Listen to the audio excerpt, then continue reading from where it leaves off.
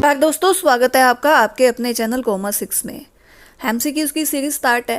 Paper आपका नज़दीक ही आ गया, पीजीटी कॉमर्स का। बाकी ये वीडियो जो है आप लोगों के लिए जो पीजीटी, चाहे एस्टेट, चाहे नेट, चाहे एनवीएस, केवीएस, डीएसएसबी, किसी की भी टेस्ट की तैयारी कर रहे हैं, चाहे आपके सीटेट बेस अकाउंट की जो तैयारी कर रहे हैं, उन सब के लिए बहुत ज़्यादा रेलिवेंट रहने वाला है। तो हम लोग सीरीज़ को स्टार्ट करते हैं। आज काफ़ी सारे टॉपिक इसके अंदर आपको मिलेंगे।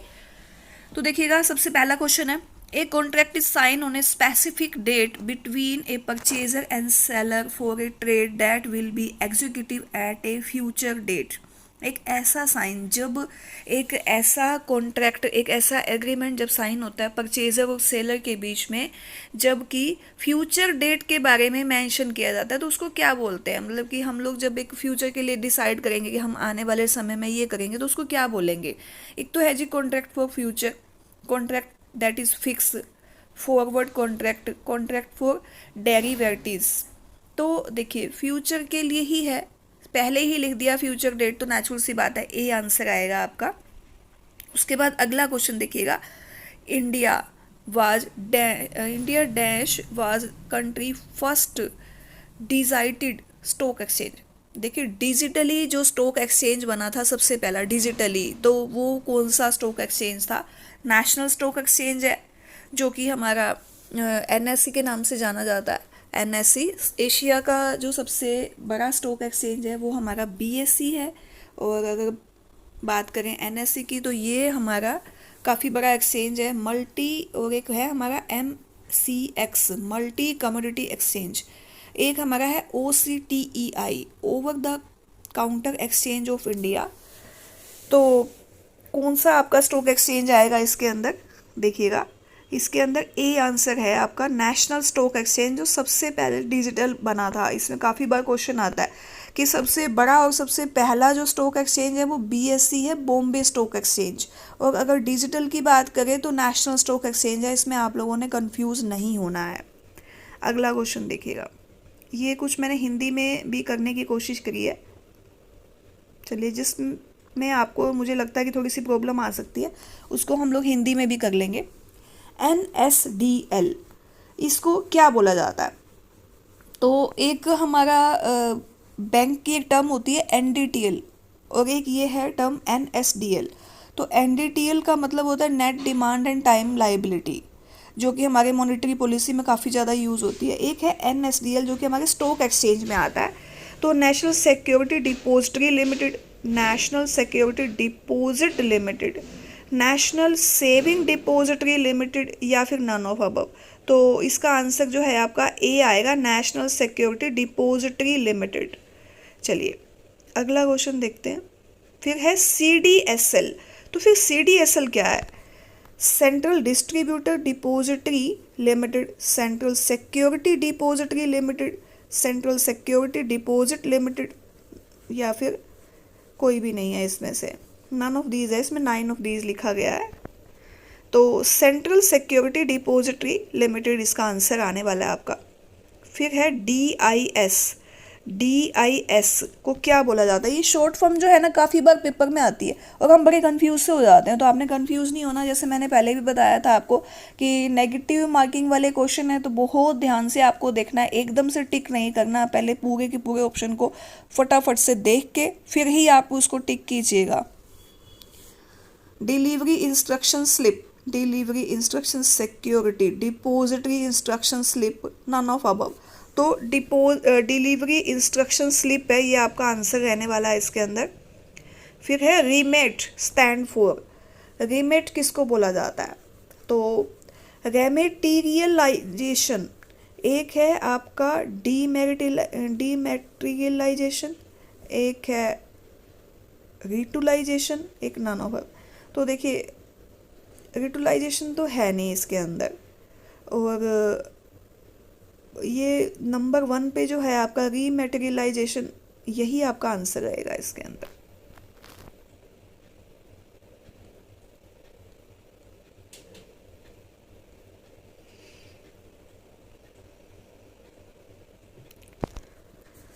फिर है जी, which of the authority service that India capital market. India capital market का कौन सा पार्ट है? India security and exchange board, SEBI, यानी कि इंडिया पहले लगा दिया, security and exchange board, reserve bank of India, the insurance regulatory development authority India, agriculture and rural development national bank. तो देखिएगा सेबी ही है जो कैपिटल मार्केट को करता है। सेबी के बारे में आपने ध्यान करना है, सेबी आएगा इसका आंसर।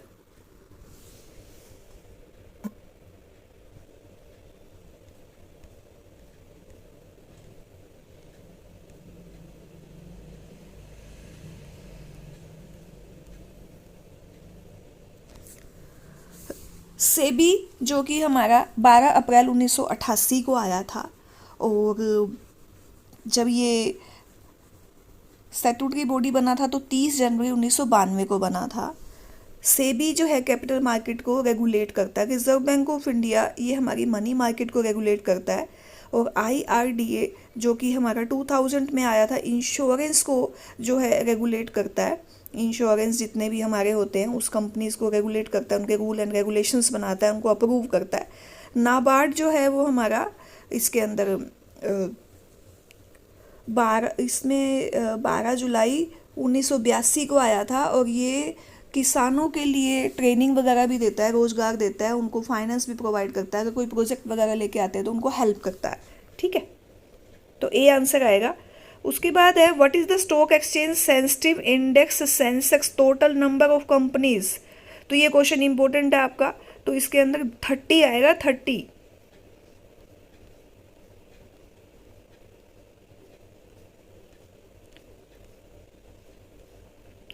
फिर which of the below does not have anything to do with a stock exchange. तो देखिएगा स्टॉक एक्सचेंज में क्या चीज़ नहीं आती है, तो IPO, initial public offering. Initial public offering सबसे पहले जब मार्केट के अंदर शेयर आता है तो IPO आता है। फिर उसके बाद क्या है आपका नेट एसेट वैल्यू, NAV, ये भी आता है कि वैल्यू तो देखी जाती है। फिर है आपका नेशनल स्टॉक एक्सचेंज, ये भी है। तो ये है आपका knowledge process outsourcing, KPO knowledge process outsourcing, ये आपका स्टॉक एक्सचेंज से कहीं भी रिलेटेड नहीं है। तो आपका ये बी ऑप्शन, देखिए वैसे तो सी आएगा, 2 बार ये आ रहा है, तो सी आंसर रहेगा इसका। ये ए बी थोड़ा सा गलत हो रहा है। National stock exchange 50 Nifty founded. तो नेशनल स्टॉक एक्सचेंज का बताइएगा कब फाउंडेड हुआ था। तो आपका इसमें जो है ये भी थोड़ा ए बी कंफ्यूजन हो रहे हैं इसमें, 1996 के अंदर आएगा, जो 50 निफ्टी जो हमारे फाउंडेड हुए थे स्टॉक एक्सचेंज के अंदर 1996 के अंदर।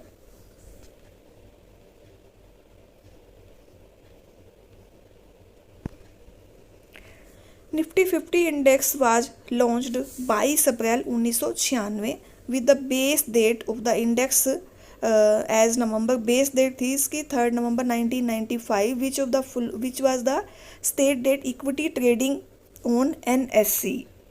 तो 15 large and liquid stock traded in NSE इसके अंदर शामिल है। फिर which of these exchange permit you to exchange security having a maturity period less than a year।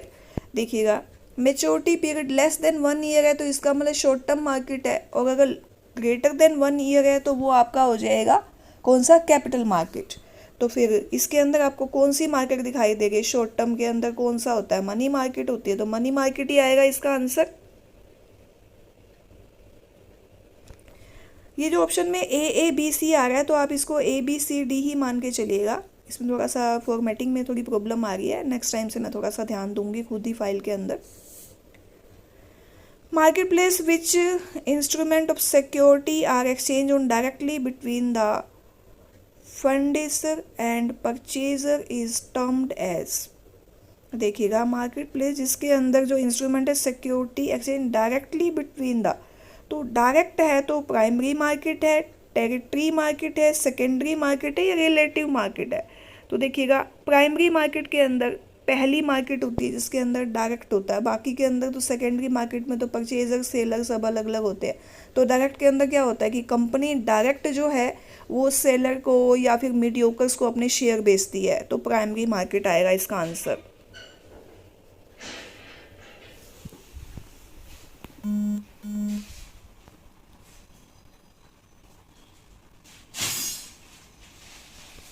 उसके बाद अगला क्वेश्चन देखिएगा। अगला क्वेश्चन है हमारा पार्टनर करंट अकाउंट हैज़। जो पार्टनर का करंट अकाउंट होता है उसका बैलेंस कौन सा होता है? क्रेडिट बैलेंस होता है, डेबिट एंड क्रेडिट बैलेंस होता है, नाइदर डेबिट और नाइदर क्रेडिट, या फिर डेबिट बैलेंस। बताइएगा। हम लोगों ने पार्टनरशिप पढ़ी, पार्टनरशिप आपके सिलेबस में भी है। पार्टनरशिप के अंदर जब हम फिक्स कैपिटल बनाते हैं तो फिक्स कैपिटल के अंदर हमारे दो अकाउंट बनते हैं, एक तो फिक्स कैपिटल के अंदर कैपिटल अकाउंट और एक करंट अकाउंट। कैपिटल जो अकाउंट होता है वो फिक्स ही रहता है, उसमें कैपिटल के अंदर हम लोग ज़्यादा छेड़ाछाड़ी नहीं करते। जब कोई पार्टनर नई कैपिटल लेके आएगा या फिर विड्रॉ करेगा तभी उसकी एंट्री होती है, अदरवाइज सैलरी मिल रही है, उसको प्रॉफिट मिल रहा है, उसको गुडविल मिल रही है, तो सारी की सारी एंट्रीज हम लोग करंट अकाउंट में करते हैं। तो इसका मतलब क्या हुआ कि जो करंट अकाउंट है उसका डेबिट बैलेंस होगा या क्रेडिट बैलेंस होगा, एक तो होना ही चाहिए, या दोनों भी हो सकते हैं। कई बार जैसे पार्टनर जो है वो विड्रॉ कर लेता है या फिर उसको लॉस हो जाता है, तो फिर करंट अकाउंट के अंदर डालेंगे तो नेचुरल सी बात है कि करंट अकाउंट का बैलेंस डेबिट भी हो सकता है। तो इसलिए डेबिट भी हो सकता है और क्रेडिट भी हो सकता है। जरूरी नहीं है कि पार्टनर्स का जो करंट बैलेंस है वो डेबिट ही होगा या क्रेडिट ही होगा। जनरली क्रेडिट होता है, लेकिन दोनों हो सकते हैं इसमें।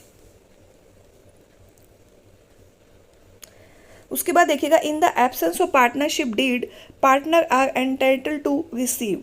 देखिएगा, अगर पार्टनरशिप डीड ही नहीं है तो interest on loan, salary, commission, interest on capital.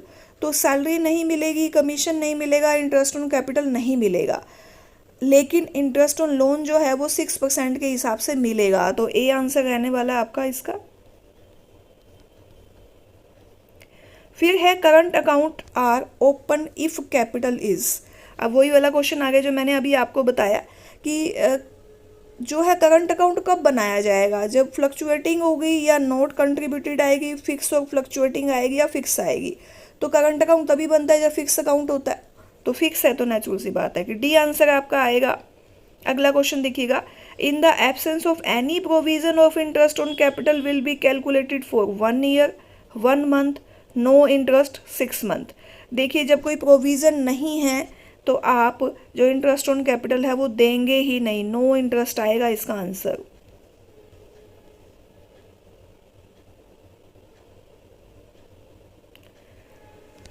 फिर है ओस्टेंसिबल पार्टनर्स आर हु। कौन होता है वो? Contribute very little capital but get equal profit. बहुत कम कैपिटल लगाए और इक्वल प्रॉफिट को ले ले। Do not contribute any capital, कोई कैपिटल नहीं लगा रहा, without having any interest in the business, land their name of the business. देखिए, ना तो वो कैपिटल लगा रहा, ना प्रॉफिट ना लॉस का कोई इंटरेस्ट है उसका, लेकिन उसके बावजूद भी वो सिर्फ अपना नाम दे रहा है। अभी अपना तो नाम चलता है, जैसे कहते हैं ना मित्रा का नाम चलता है, तो वही है। Contribute maximum capital of the business, do not contribute any capital but get some share of profit, landing their name to the business. कोई कैपिटल नहीं but some share of profit, profit लेता है वो और अपना नाम देता है। तो कौन सा आएगा इसके अंदर? देखिए, बी ऑप्शन जो है वो आएगा कि ना तो कैपिटल लगाता ना ही वो इंटरेस्ट वगैरह लेता कोई भी, लेकिन फिर भी उसका नाम चलता है।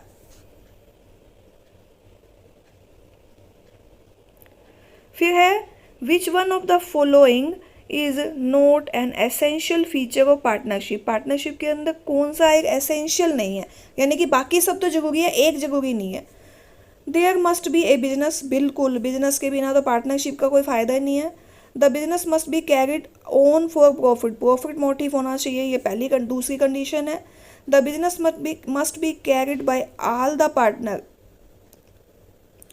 There will be an agreement. देखिए, एग्रीमेंट होना चाहिए, चाहे ओरल हो चाहे रिटर्न हो, लेकिन there must be carried on by all the partner नहीं आएगा, क्योंकि जरूरी नहीं है कि सारे पार्टनर ही काम करेंगे, हो सकता है कुछ काम कर रहे हैं कुछ नहीं कर रहे, कोई आ रहा है कोई जा रहा है।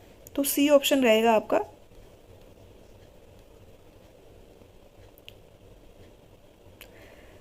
When is partnership be enforced, partnership कब एनफोर्स हो जाती है? when there is a partnership deed but there are difference opinion between the partners, when their capital distribution by the partner varies, when the partnership salary and interest on capital are not incorporated in business partnership deed, when there is no partnership deed। तो answer आपका आएगा जब partnership की deed ही नहीं है तो partnership act जो है वो चलेगा। मतलब हमारे पास एक सीधा सा वो है कि अगर आप डीड बनाएंगे तो उसके अकॉर्डिंग आपको काम करना पड़ेगा, आपने डीड नहीं बनाई तो पार्टनरशिप एक्ट के अंदर जो जो चीज़ें आप उसको फॉलो करेंगे। उम्मीद करती हूँ मेरी एक वीडियो आपको पसंद आई होगी। अगर आपको पसंद आई है तो इसको लाइक करें, शेयर करें और सब्सक्राइब करें चैनल को, अगर आपने अभी तक भी चैनल को सब्सक्राइब नहीं किया है तो। और साथ के साथ एग्ज़ाम बहुत जल्दी, टाइम ऐसे लगा लीजिए कि दिन दिन बीतते चले जा रहे हैं, तो अपनी तैयारी को ज़ोरों शोरों से करिए। मिलते हैं अगली वीडियो में। Thank you.